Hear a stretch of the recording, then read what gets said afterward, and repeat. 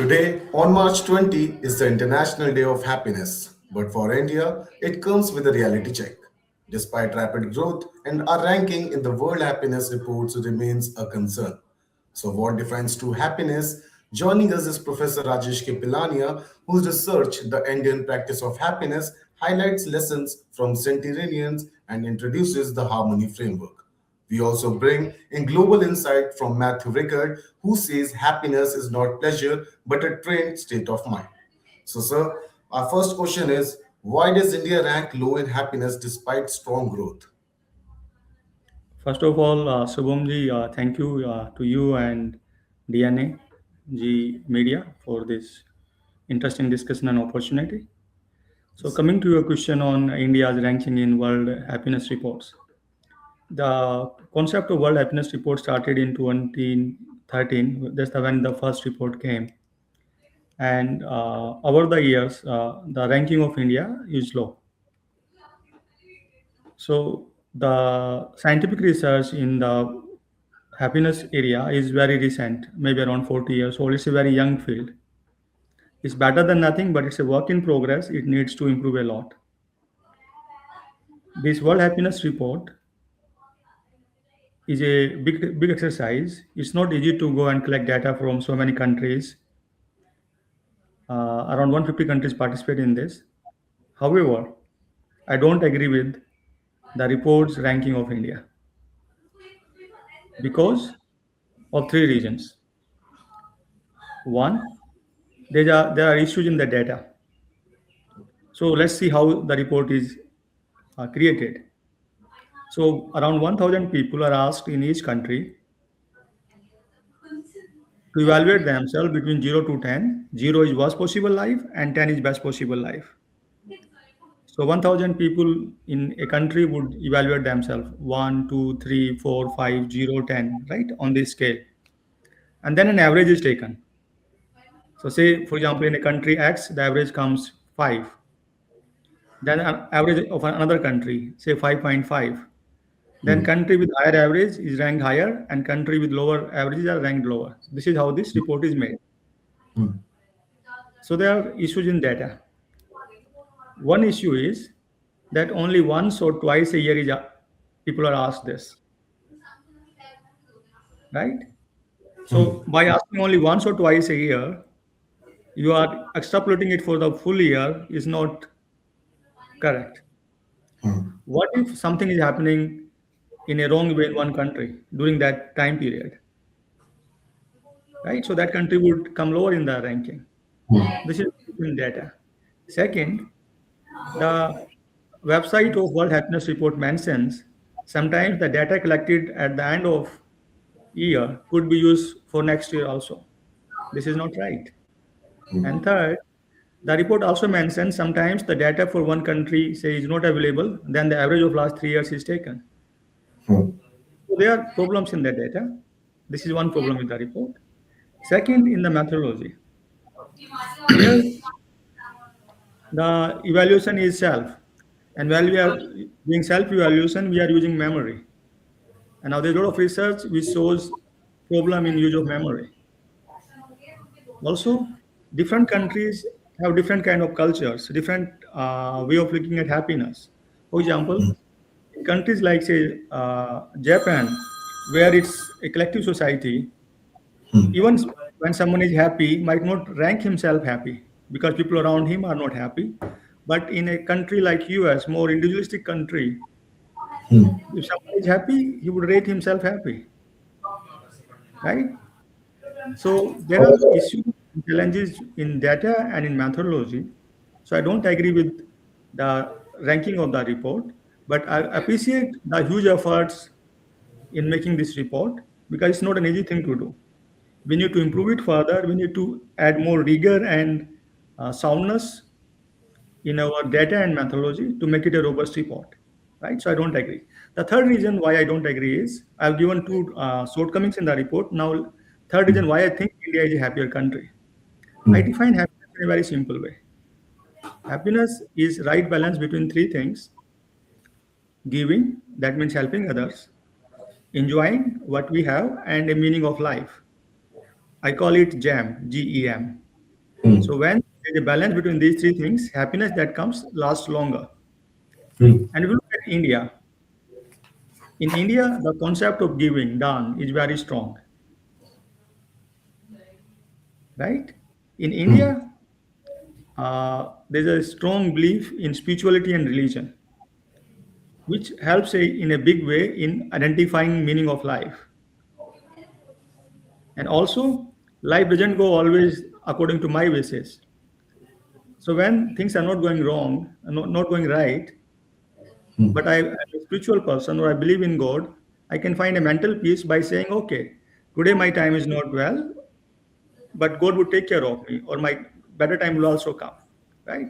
And third, the longest study in the history of happiness has been conducted at Harvard, and it found out that the strongest reason behind happiness is relationships, not the number of relationships, but the quality of relationship. And from my experience of research in this field of last 15 years, I feel India still has very strong relationships. So, but the Also, youth but the youth like us is now facing. Just we talked so about the sorry, sorry, mental peace, sorry. but Let me complete. Uh, sir, I was I, asking that just you talked can I about complete the. my? Can I complete the first answer? Oh, sure, sure. Yeah. So I've said that our giving is strong in India. Hmm. Uh, the belief in God and spirituality is strong, and Yeah, also relationships are strong. And yeah. one more thing, India has a lot of festivals and functions and a lot of fun and enjoyment, right? So this definition of jam, if you look at happiness from this lens, India is quite a happier country as compared to as is shown in the report, right? Yeah, you're asking something, please. Sir, actually, you talked about the mental peace and the relationships, but the youth nowadays, just like me also, not as seeing that happy, not at a good mental stage. They are facing more problems than elder ones. So, can you please talk about the youth ones? Okay, so youth is facing number of challenges. You are right. It's not only India specific.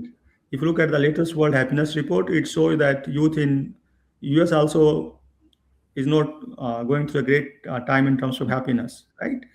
Uh, so there are a number of reasons behind this. One is the use of social media. So I have traveled across India. For example, I was in Ladakh, I was in Arunachal Pradesh, and I went to interiors and I asked people, what makes you unhappy? And many people, they showed me mobile phone and said, this is unhappiness. I asked why. They gave me two reasons. One, that before social media, the information was limited and there were no comparisons. Okay, there were comparisons, but the level of comparison was not that much. Today, it doesn't matter where I am. I'm in Ladakh interiors or I'm in the interiors of Arunachal Pradesh. If I'm on Instagram and other platforms, I can see a lot of information. So the comparison is there. And second, before social media and mobile phones, people used to spend a lot of time together, sports together or talking with each other. And now, uh, when I talk to the people in these places, they told me the young people now are spending too much time on mobile phones. And that is keeping them away from sports, physical sports. That's keeping them away from investing in health, physical health, and also that's keeping them a bit separate from their parents and close family members. And I think the social media is one of the main reason of stress and unhappiness among youth. This is one. Second, uh, look at life has different stages, and when you are young, you have aspirations, and you want to do a lot in life. And in India, due to the large number of population, there's a lot of competition. And many young people, they don't know how to handle this competition. They don't get the training to how to deal with this competition, and that creates another level of stress. So I would say that these two things, social media and competition, are the major reason for stress among youth. What do you think? Yeah, sure. I'm also, well, just like that. I also use social media, and it is the biggest reason of the stress today, nowadays. So let it be.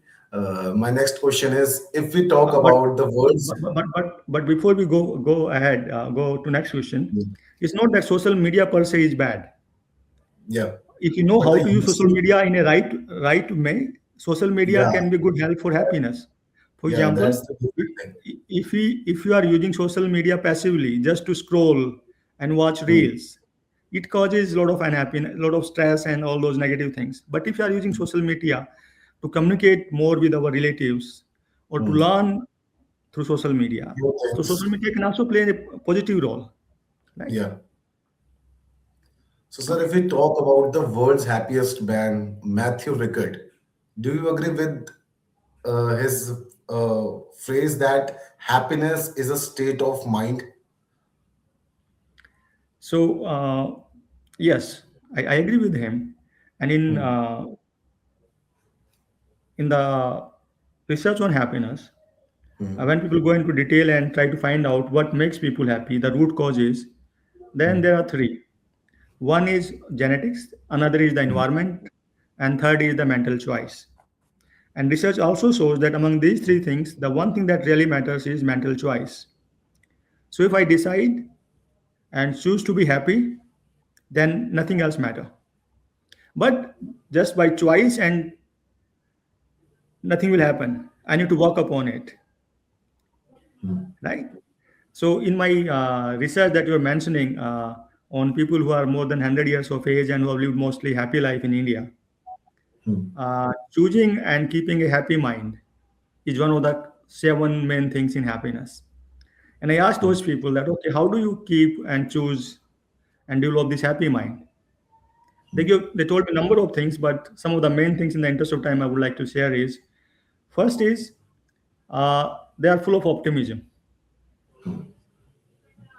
Even when they suffer negative events or losses, they take the lessons from it, but they move on.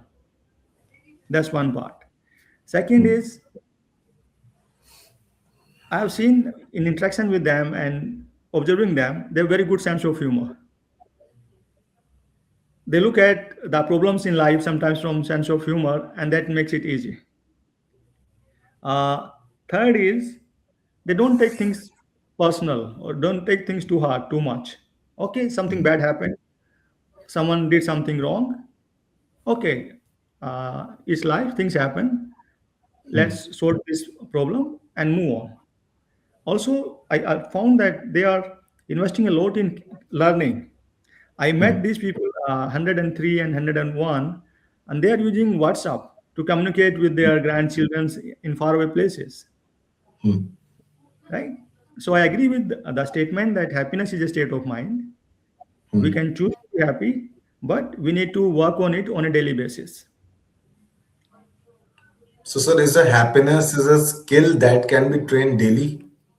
Yes.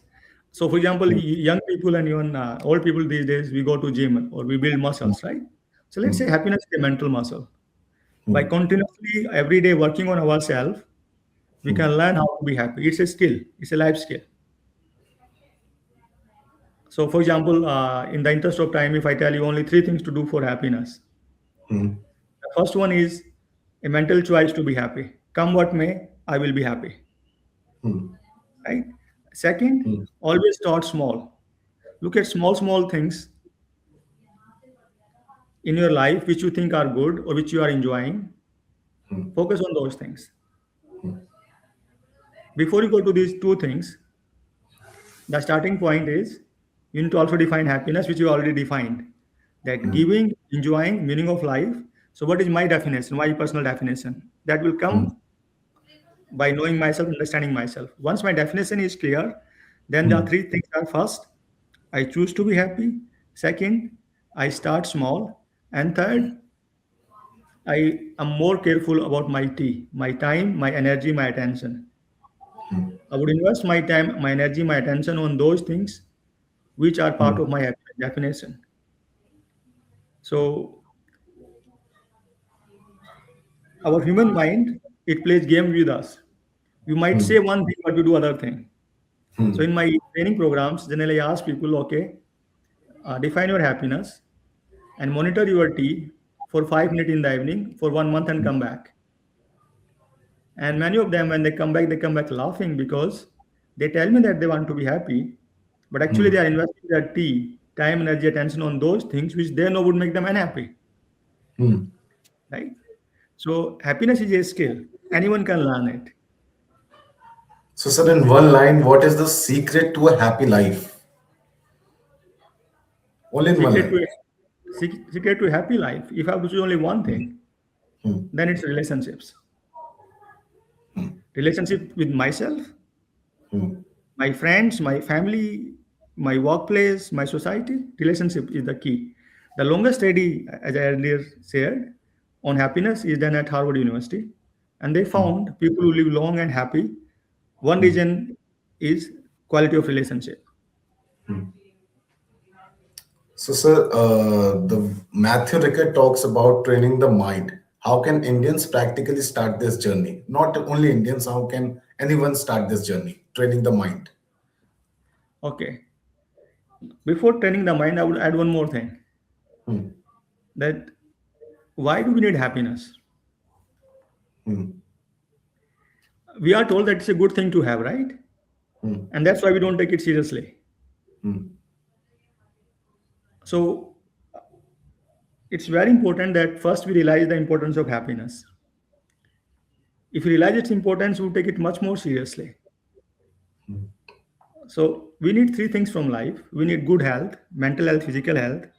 We need good relationships, and we need good work, right? You ask anyone, and these are the three priorities. And research of last 40 years in happiness has shown it again and again. When we are happy, we have less stress. And stress is the root cause of mental health, physical health issues. So with happiness, we can have better health. Also, when we are happy, we are in a relaxed, calm mood. We talk nicely to people, we listen to them, we care for them. So our relationships are better. Research also shows when we are happy, we are more productive and we are more creative. True. So what we are looking from life, what we want from life, happiness is a very good input in that. And I generally say that we need oxygen for life and we need happiness for good life. And Just why like I'm the stressing on happiness this? is the key to success. Yes, happiness is the key to success. But happiness, the right definition, I said giving, enjoying, and meaning of life, a balance between the three, right? And once we know that how happiness helps us, then we can take it more seriously. And now let's come back to your question on how to train our mind to be happy. So first tell our mind that look, what I am wanting from this life, good health, good relations, good work, I need happiness for that. So mind would understand its importance. Otherwise, we have too many things to do in our life. And if something is not important, our mind will not take it seriously or will not take it seriously. So first is importance of happiness. Second, our definition of happiness, right? Giving, enjoying, meaning of life. And third, let's start small on a daily basis. For example, if I am thinking about 10 negative things, can I reduce one negative thing from my thinking? True. I do it for a week and then I reduce one more. Can I add one positive thing to my thinking? This is one, right? Yeah. Can I add those friends in my circle who are positive thinkers, who are optimists, Yeah. and slowly remove those friends from my circle who are toxic and negative Negative. thinkers, Yeah. right?